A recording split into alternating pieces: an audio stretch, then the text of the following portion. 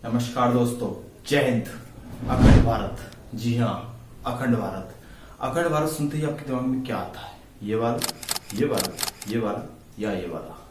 अखंड भारत सुनते ही आपके दिमाग में आता क्या है और अखंड भारत असलियत में है क्या? अखंड भारत की सीमा कहां से कहां तक थी और अखंड भारत की परिकल्पना जो आज पुराने समय से गढ़ी जा रही थी पर आज अब साबित होती दिखाई दे रही है, आखिर वो अभी पॉसिबल है भी या नहीं, या सिर्फ हवाई बातें हैं? ऐसी ही कुछ बातों का, क्वेश्चनों का आंसर हम जानेंगे आज की वीडियो में। बने रहिए। तो चलिए चलते हैं। अखंड भारत को चार तरीके से देखा जाता है। पहला अखंड भारत जो पाक ऑक्यूपाइड कश्मीर है, पीओके, वो भारत में मिल जाए और चीन का हिस्सा जो पीओके का हिस्सा जो चीन के पास है वो भारत में मिल जाए, यानी उसको अखंड भारत कहेंगे। लेकिन सेकंड वो है जो 1947 में जब देश आजाद हुआ था तो पाकिस्तान और बांग्लादेश वो भी भारत में मिले तो उसे अखंड भारत कहेंगे। और फिर तीसरा वर्डिक्ट ये भी है कि भारत के साथ नेपाल, भूटान, बांग्लादेश, श्रीलंका समेत म्यांमार तक हमारी सीमा हो, उसे अखंड भारत कहेंगे। और चौथा वर्डिक्ट ये है कि भारत के पास अफगानिस्तान से लेकर म्यांमार तक तो सीमा हो, पर उसके साथ साथ Cambodia, Laos, Vietnam, Manila, Indonesia और भी छोटे छोटे टापू सब अखंड भारत में विलीन हैं। अब चलते हैं थोड़ा सा और पीछे। मशहूर इतिहासकार दिनेश चंद्र सेगर ने अपनी बुक लिखी थी study in the geography of ancient and medieval India. उसमें उन्होंने संक्षिप्त तरीके से सिंधु घाटी सभ्यता के बारे में बताया गया है, जो कि भारत ही नहीं विश्व की सबसे पुरानी सभ्यता में से एक है। सिंधु घाटी सभ्यता का प्रमाण अभी भी पाकिस्तान में मिलता है, हल्का सा प्रमाण, थोड़ा सा प्रमाण भारत में मिलता है, पर ज्यादातर प्रमाण पाकिस्तान में है, जो कि अब भारत का हिस्सा नहीं है। लेकिन क्या सिर्फ इतना काफी है एक अखंड भारत की परिकल्पना करने के लिए? नहीं। चंद्रगुप्त मौर्य की तरफ चलते हैं, थोड़ा और पीछे चलते हैं इतिहास में। 321 ईसा पूर्व यानी बीसीई में 321 बीसीई में चंद्रगुप्त मौर्य को श्रेय जाता है कि चंद्रगुप्त मौर्य ने सारे जो विघटित भारत था, पाकिस्तान से लेकर बर्मा तक, उस भारत को इकट्ठा किया। इसका श्रेय चंद्रगुप्त मौर्य को जाता है, जो कि चाणक्य के शिष्य थे और जिन्होंने फिर बाद में उन्होंने भारत का विस्तार काफी लंबा अफगानिस्तान, ईरान से लेकर के यहाँ पर फिलीपींस, इंडोनेशिया तक कर दिया। इसके बाद अखंड भारत का विस्तार होना और शुरू हो गया। चंद्रगुप्त मौर्य ने 322 ईसा पूर्व में सिकंदर को हराकर उसकी जमीन पर कब्जा किया, यानी आज का अफगानिस्तान और ईरान। उसके बाद 305 ईसा पूर्व में सिकंदर से सेल्यूकस निकेटर की जंग होती है, जिसमें सिकंदर की जीत हुई। इसका वर्णन राधा कुमुद मुखर्जी ने अपनी किताब Chandragupta Maurya and his time में संक्षिप्त तरीके से दिया है, आप जाके पढ़ सकते हैं। उसके बाद और तरीके से देखा जाए तो दक्षिण भारत में अभी इस समय चंद्रगुप्त मौर्य साम्राज्य का कोई भी विस्तार नहीं हुआ था, लेकिन चंद्रगुप्त मौर्य के बेटे बिंदुसार और उनके पोते अशोक ने ये काम कर दिया।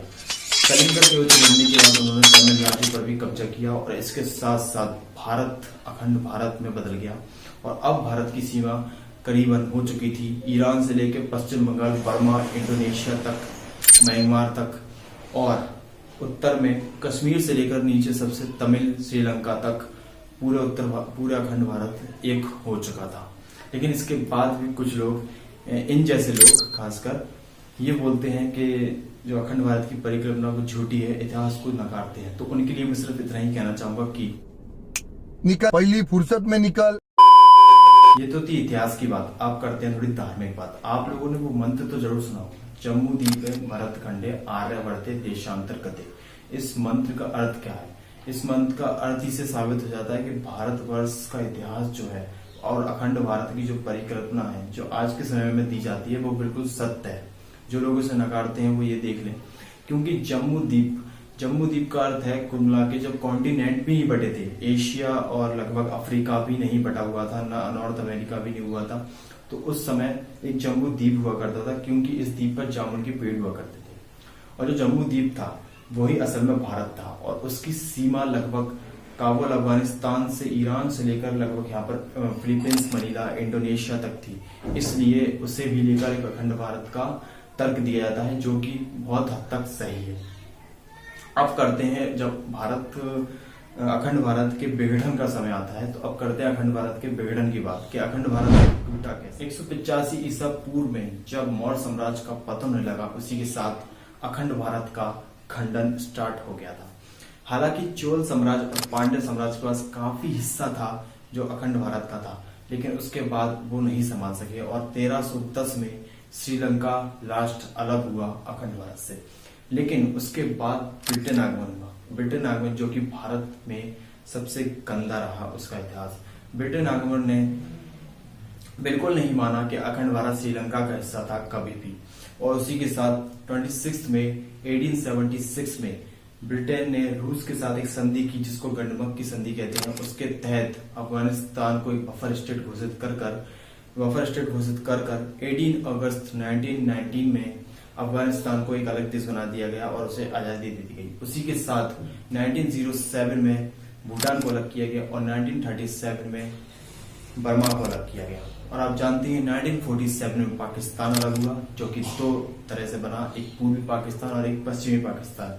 लेकिन 1971 में पश्चिमी पाकिस्तान के लिए भारत लड़ा पाकिस्तान से 1971 में, और उसके बाद एक नया देश बना जिसको बांग्लादेश कहते हैं। और इसी के साथ पूरा भारत टूट गया, अखंड भारत का सपना अधूरा रह गया।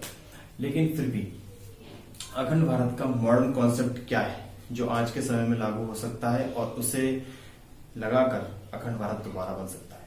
अखंड भारत के मॉडर्न कॉन्सेप्ट जो है वो वीर सावरकर जी ने दिया था 1924 में, जब वो सेलुलर जेल से निकले थे। उन्होंने एक किताब लिखी थी, वीर सावरकर जी ने बुक लिखी थी, उसका नाम था माई ट्रांसपोर्टेशन फॉर माई लाइफ। 1924 में जब वो सेलुलर जेल से बाहर निकले। इतना ही नहीं, वीर सावरकर जी ने 1937 में हिंदू महासभा के 19th एनिवर्सरी में एक वर्डिक्ट दिया था, जिसमें उन्होंने कहा था कि अखंड भारत में जो भारत है उसको भारत को सिर्फ अखंड ही रहना चाहिए, टूटकर नहीं रहना चाहिए। जिसमें उनका अखंड भारत की परिकल्पना जो थी सिंध से लेकर असम तक और कश्मीर से लेकर रामेश्वरम तक। सिंध यानी जो पाकिस्तान में भी है सिंध, उसको ही कह रहे हैं सिंध। तो सोचिए और समझिए, ये है अखंड भारत का पूरा कॉन्सेप्ट, जैसा कि मैंने आपको बताया। अब कुछ लोगों का इसमें कहना है कि ये पॉसिबल नहीं है और कुछ का कहना ये है, दोनों तरीके के हर ब्रिटिश के अलग अलग रूल होते हैं। लेकिन बस मेरा मानना यही है कि अगर दोनों जर्मनी एक हो सकते हैं और अभी रूस यूएसएसआर भी सोवियत संघ बनाने की कोशिश में लगा हुआ है, तो भारत क्यों नहीं अब अखंड भारत बनने के प्रयास की ओर अग्रसर हो चले। सोचिए, समझिए और बताइए। अगर आपको ये वीडियो अच्छी लगी हो कमेंट बॉक्स में कमेंट करिए। अगर मेरी कुछ बात आपको गलत लगी हो तो बताइए, सही लगी हो तो अप्रिशिएट कीजिए और सब्सक्राइब कीजिए, लाइक कीजिए। ओके, तो इसी के साथ मिलते हैं अगली वीडियो में। तब तक के लिए धन्यवाद। जय हिंद, वंदे मातरम।